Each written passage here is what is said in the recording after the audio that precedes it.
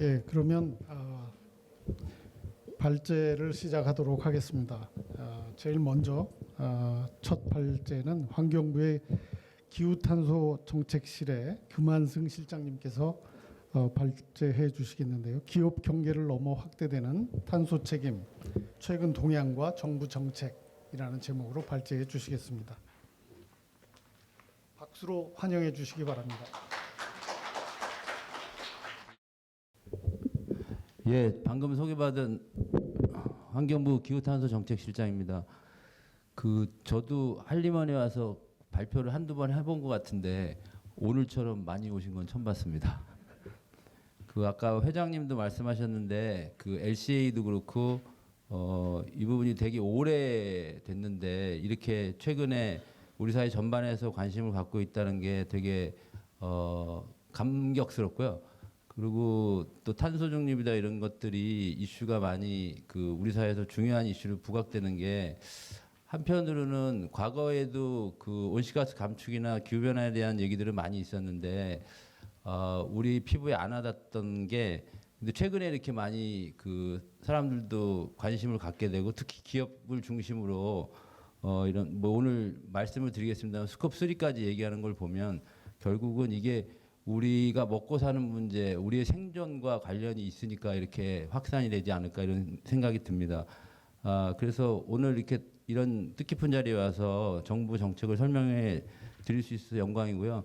제가 말씀드릴 거는 사실 정부 큰 틀에서 정부 정책 방향을 말씀드린 거고 오늘 여기 발제자 말고 지금 토론자분들 보시면 각 분야의 전문가들이 계시기 때문에 제가 말씀드리는 내용 중에 또 자세한 내용들은 뒤에 나오니까 저는 전반적인 말씀을 드리도록 하겠습니다.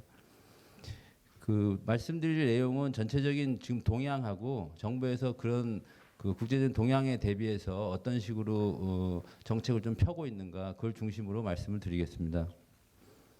최근 동향입니다. 너무 잘 아시다시피 파리 협약이 통과되고 나서 기후변화 문제가 더욱 중요시 됐고 과거에 선진국만 감축하던 시대에서 개도국까지 다 감축을 해야 되는 그런 문제가 생겼습니다. 그래서 이미 글로벌리 한 130여 개국 이상이 2050년 탄소 중립을 선언하고 우리나라도 선언을 했습니다만 전부 다 지금 이제 탄소 중립에 매진을 하고 있는 상황입니다. 제가 2월 달 초에 OECD 회의를 갔다 왔는데 그때 갔다 와서 좀 놀란 게 이제 모든 국제기구는 기후변화 또는 탄소 중립에 전체적으로 수렴을 하고 있다. 그러니까 지금 국제적인 환경 이슈가 여러 개가 있습니다만 생물 다양성이라든지 다른 이슈들도 있는데 그런 것들도 논의되는 구조가 기후변화하고 탄소 중립하고 연계해서 논의를 하지 별도로 띄워놓고 논의하는 게 없습니다. 그래서 OECD도 지금 새롭게 이제 취임하신 사무총장께서 본인의 제일 넘버원 정책 아젠다로 탄소 중립 이슈를 또 잡으셨습니다. 그렇기 때문에 글로벌 사회는 전부 다 이 기후변화, 탄소 중립에 올인하고 있다 이렇게 보시면 되고요. 이렇게 하다가 보니까 전반적으로 기후변화 이슈가 중요해지면서 이게 이제 각국의 기업들, 그다음에 산업정책에 영향을 미치고 있습니다. 그래서 G20 요청에 따라서 이미 TCFD가 발족을 했고 기후 관련 재무정보 공개를 권고안을 발표했고 이거에 따라서 G7에서 이미 정보공개 의무화를 지지하면서 최근에 뒤에 나오겠습니다만 IFRS라든지 미국 등에서 공시 기준을 만들고 이걸 의무화하려는 추세로 이제 전환하고 있습니다. 두 번째는 여러분들 잘 아시는 탄소국경 조정제도 시밤입니다. 이거 혹자는 시밤이라고도 하고 또 시뱀이라고도 하는 분이 계신데 발음을 좀 조심해야 되지만 어쨌든 유러피언 유니언 내로 저희가 이제 수출을 할 때 제품 생산할 때 발생하는 탄소에 대해서 탄소 배출에 대해서 적정 비용을 부과하겠다는 게 기본적인 취지입니다. 그래서 뒤에 나오겠지만 자세한 얘기를 설명을 드리겠습니다만 그래서 결국은 지금 현재까지 나온 결정된 사항은 철강, 시멘트, 알루미늄을 비롯한 6개 분야가 지금 대상이 돼 있고요. 일부 제품은 나사나 볼트가 지금 포함이 되어 있습니다. 그리고 배출량은 직접 배출하고 직접 배출만 일단 포함하는 걸로 되어 있습니다만 일부 품목의 생산 공정에 대해서는 간접 배출량까지 포함이 되게 되는 상황입니다. 도입 시기는 본격적으로는 2026년부터 하는데 전환 기간을 뒀습니다. 그래서 올 10월부터 2025년 말까지 요 기간 동안에는 실제로 그 탄소 가격을 부과하지는 않고 리포팅만 하게 돼 있습니다. 그래서 올해 10월부터 직접적으로 우리 기업들, 특히 철강이나 시멘트, 알루미늄 해당하는 기업들은 리포팅을 시작하게 됩니다.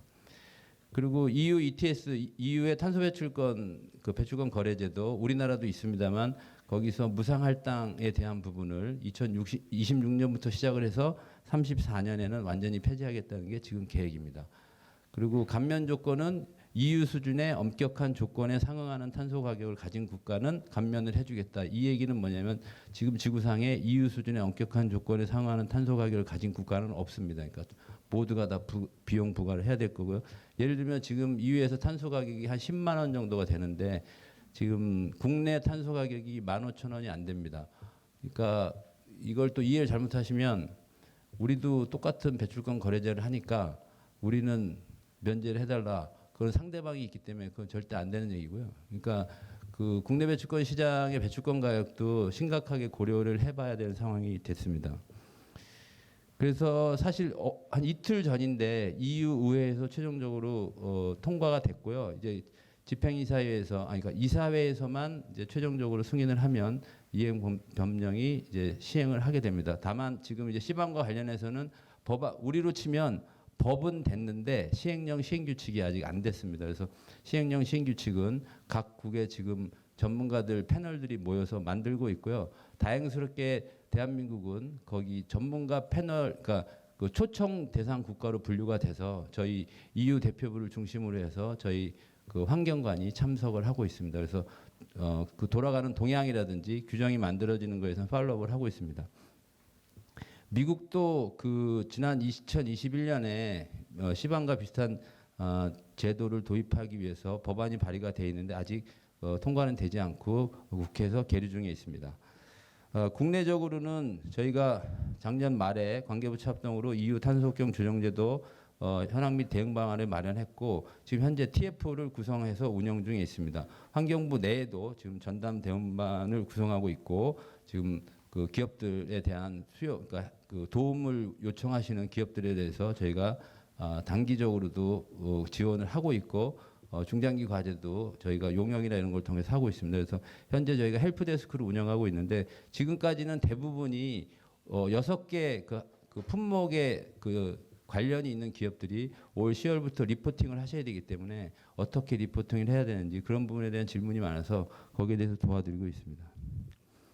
네, 세 번째는 EU에서 이제 제품환경 발자국이라 그래서 이건 뭐 13년부터 진행됐던 얘기인데 대한민국에서 국내적으로 보시면 환경 라벨링 제도하고 비슷합니다. 근데 그 여러 가지 환경 라벨링 제도를 표준화된 그 체계로 만들기 위해서 제안을 했고 시범 사업 기간을 거쳐서 전환 기간까지 거쳐서 지금 왔고 이제 최근에는 이런 시범 사업 경험을 토대로 해서 제대로 된 정책을 만들어서 규제를 해보겠다는 측면에서 진전이 있습니다.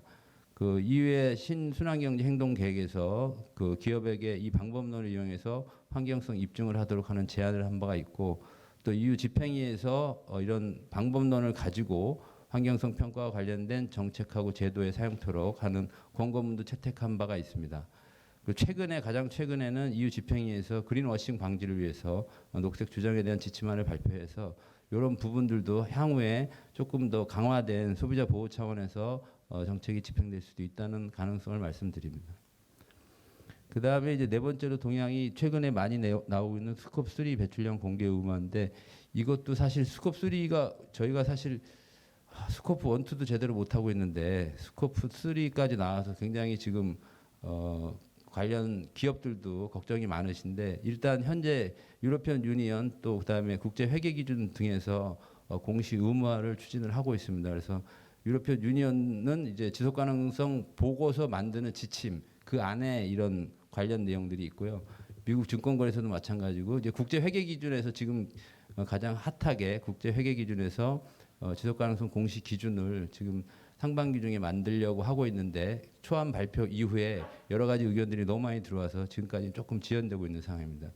근데 저 표에 저희가 설명을 드렸는데 그 국제 회계 기준이나 EU나 미국이나 동일하게 스콥 3에 대한 공시 요구를 하고 있습니다. 물론 미국 쪽은 약간 조건부 요구가 있지만 IFRS나 EU 쪽은 공시효가 필수 항목으로 들어가 있기 때문에 저희가 잘 아시다시피 기업이 그 공정 과정에서 직접적으로 발생하는 온실가스 배출 스코프 1이고 전기나 스팀 사용에 따른 온실가스 배출 스코프 2인데 스코프 3는 사실 기업 활동 결과긴 하지만 그 기업 사업장 바운더리 바깥에서 일어나는 걸 모두 다 포함하고 있기 때문에 범위도 넓고 이 배출량 산정하기가 굉장히 어려운 상황입니다. 그런데 스코프 3까지 지금 공시를 요구하고 있어서 여기에 대해서 실제로 공시를 해야 되는 기업들의 걱정이 많은 상황입니다. 그래서 현재 해외 동향도 이런 기업 부담을 알고 있기 때문에 실제 IFRS에서도 공시 의무를 1년 정도 면제해 줄 것 같고 지금 그 계획이 있고 미국에서도 지금 의견 수렴 기간에 굉장히 많이 의견이 제출이 됐기 때문에 이런 거를 좀 보완을 해서 최종안에 반영할 예정입니다. 근데 이런 거를 다 우리가 고려한다고 해도 이미 글로벌 기업들은 그 공급망 자체 내에서 지금 실제로 그 스코프 3 배출량을 줄이기 위해서 활동들을 많이 하고 있습니다. 대표적으로 애플사에서 애플은 이미 공급망까지 포함해서 탄소 중립 달성 목표를 제시하면서 공급망 사이드에서도 협력업체까지 탄소 배출 감축을 독려하고 있는 상황입니다. 그래서 이런 결과로 19년 대비해서 굉장히 많이 재생에너지 사용하면서 온실가스 배출이 줄었고요. 또 우리나라뿐 애플이 이제 하다가 보니까 우리나라 관련된 기업들 LG 이노텍이라든지 SK 하이닉스도 재생에너지를 사용해서 애플 제품 생산에 쓰고 있는 상황입니다. 그리고 요 애플을 하나 예를 들어 드렸지만 그거 외에도 유명한 국제적인 다국적 기업들이 스코프 3까지 포함해서 2050년 탄소 중립 목표를 선언한 바 있습니다. 국내에서는 사실 이런 스코프 3까지 포함해서 탄소 중립 목표를 발표한 회사가 거의 없는데 작년에 SK 이노베이션에서 스코프 3 배출량 요것도 아까 설명드렸습니다만 그 전체적인 바운더리를 어떻게 설정하고 어디까지 할지가 불분명한 상태에서 일단 이노베이션 측에서는 탄소 집약도 기준으로 해서 19년 대비 2050년까지 90% 이상 감축하겠다는 목표를 설정한 바 있습니다. 국내에서는 최초고 굉장히 의미 있는 일이라고 생각을 합니다. 그래서 그 측정 현황을 보시면 저희 그 탄소 중립 목표까지는 아니지만 국내 시총 200대 기업 중에서 한 35% 정도가 배출량 산정해서 공개하고 있는 상황입니다. 근데 이게 서로 다 정확한 그 단일 기준이 없기 때문에 이것들을 비교한다거나 그런 가능성은 상당히 낮은 상황입니다. 근데 결국은 스코프 3 배출량 데이터의 신뢰성은 기업 가치사슬 전체적인 거에 메인은 이제 협력사가 되겠지만 협력사의 그 온실가스 배출량을 어떻게 측정하고 관리하는 그 역량에 달려 있다고 하겠습니다. 사실 방법론이 글로벌리 나온 게 한 두 가지 정도가 있는데 사실 나온 지도 오래됐고 구체적이지 않고 좀 브로드한 내용이 있기 때문에 실제로 업종별로 사용하시기는 굉장히 어려운 상황이어서 지금 업계 주도로 해서 세부 지침을 마련하기 위해서 노력 중에 있습니다. 이제 그 국제적인 동향에서 저희가 볼 수 있는 건 아까 뭐 회장님도 그 인사 말씀에서 말씀하셨지만 이제는 사업장 단위 온실가스 배출량에서 제품 단위 배출량으로 탄소 관리의 축이 이동하고 있는 상황입니다. 그래서 과거 어느 때보다 정과정 관점에서 제품에 대한 탄소 측정 또 관리의 중요성이 굉장히 증대되고 있는 상황이고요. 사실 아직까지는 국내적으로 스코프 3에 대해서 약간 걸음마 단계에 있고 저희가 많이 노력을 해야 되지만 가야 할 방향이라는 건 많이 공감을 하는 상태입니다. 그래서 결국은 지금 현재 국내에서는 아직 많이 활성화가 안 돼 있기 때문에 정부 차원에서도 기업들하고 같이 도와서 이렇게 이 대응을 하는 전략을 세울 수밖에 없는 상황이고 오늘 저희가 발표해드린 것도 약간 이게 확정됐다기보다 계속 이게 발전하는 정책이라고 보시면 되는 게 C반만 하더라도 사실 아직 세부 시행령 시행규칙이 안 나왔기 때문에 저희가 알고 있는 범위 내에서만 이제 정책을 수립을 했고 또 어떻게 하면 우리 산업계나 기업을 도와줄 수 있을지 했고 만약에 세부 시행령 시행규칙이 또 발표가 되면 제가 알고 있기로는 지난번 출장 가서 그 담당 국장을 만났을 때 한 5월경이면 나올 것 같다고는 얘기를 했습니다. 그래서 그게 나오면 저희가 또 그거에 맞춰서 또 어떻게 지원을 해드릴까 그런 세부 계획을 말씀드리고 또 발표도 하겠습니다. 이거 관련해서 이제 정부 정책을 간단하게 설명드리겠습니다.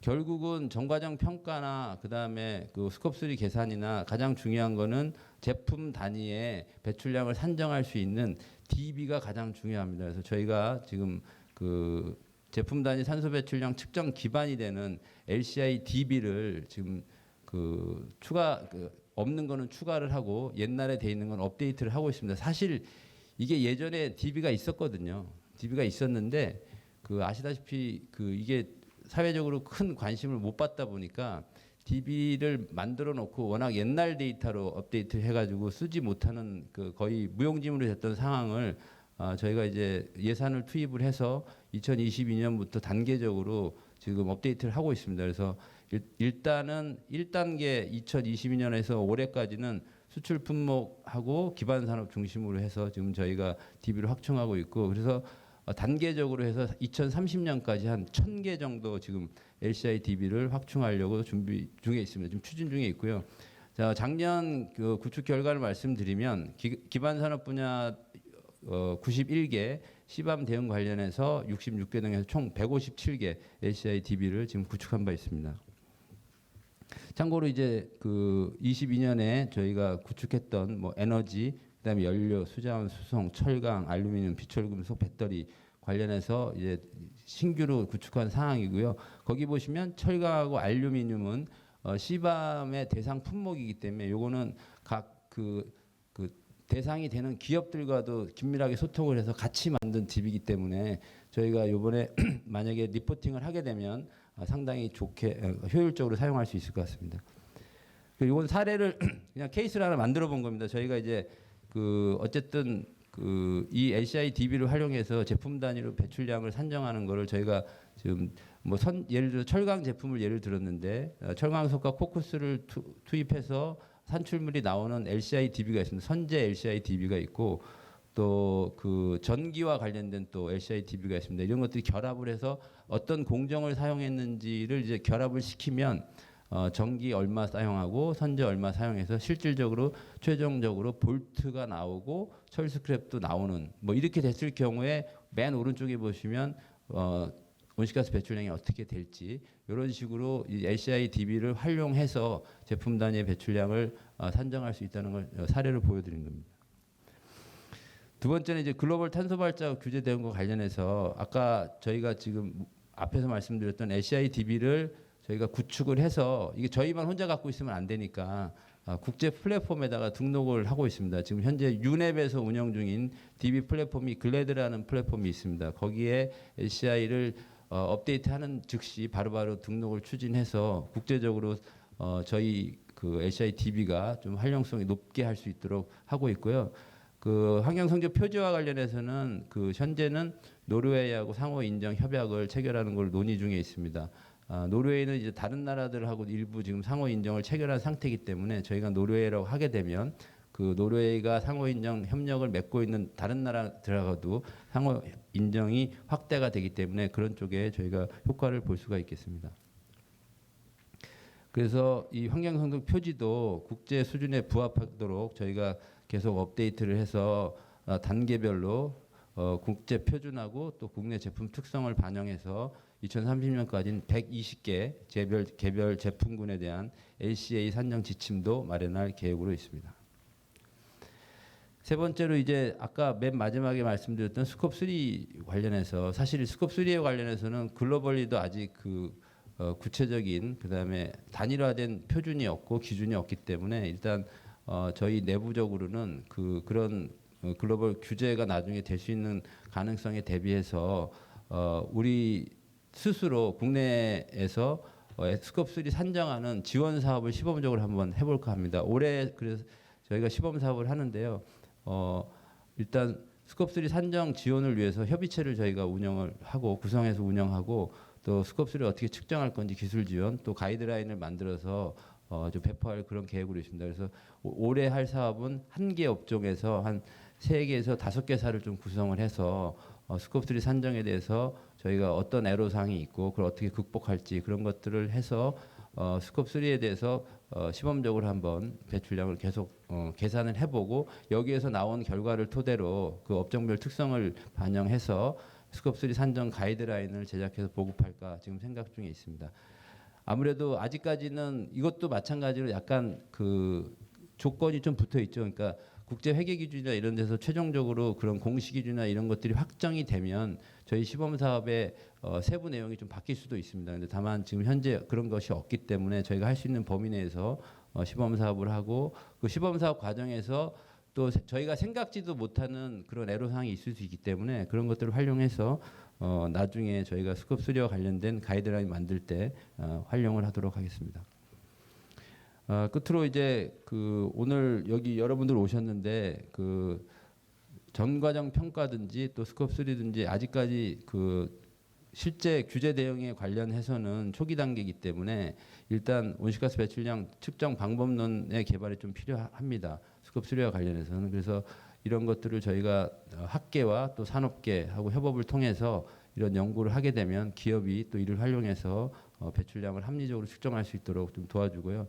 그다음에 이것이 바탕이 돼서 결국은 대외적으로 저희 우리 기업들한테 요구하는 온실가스 배출 감축 요구에 대응할 수 있을 거라고 생각합니다. 그래서 이런 것들을 다 모아서 저희가 혹시 이제 그 시밤도 마찬가지지만 지금 6개 품목만 시밤을 한다는 게 아니고 계속 특히 이제 저 제품 군을 확대한다는 측면이 있기 때문에 우리가 철강이나 알루미늄도 좀 있지만 6개 품목 중에서 저희가 제일 타격이 심한 게 일단 수출액이 제일 많은 게 철강이고요. 알루미늄 좀 일부 있고 나머지는 없는데 향후에 우리나라 그런 그 주요 수출 품목인 석유화학 제품이라든지 이런 것들이 포함하게 되면 되게 어려운 상황이 발생하게 됩니다. 그래서 그런 다가올 탄소 규제에 대비해서 조금 더 그런 향후에 확대될 제품에 대해서도 저희가 LCI DB를 더 확충을 하고 스컵3 방법론 같은 것도 더 확대를 하도록 하겠습니다. 여기까지 말씀을 드렸고 나머지 구체적으로 그 세부적인 사항들은 우리 차후에 발표하실 분들에서 좀 더 자세하게 다룰 것 같고요. 나중에 또 질문이나 좋은 제언이 있으면 많이 고언을 부탁드리겠습니다. 감사합니다.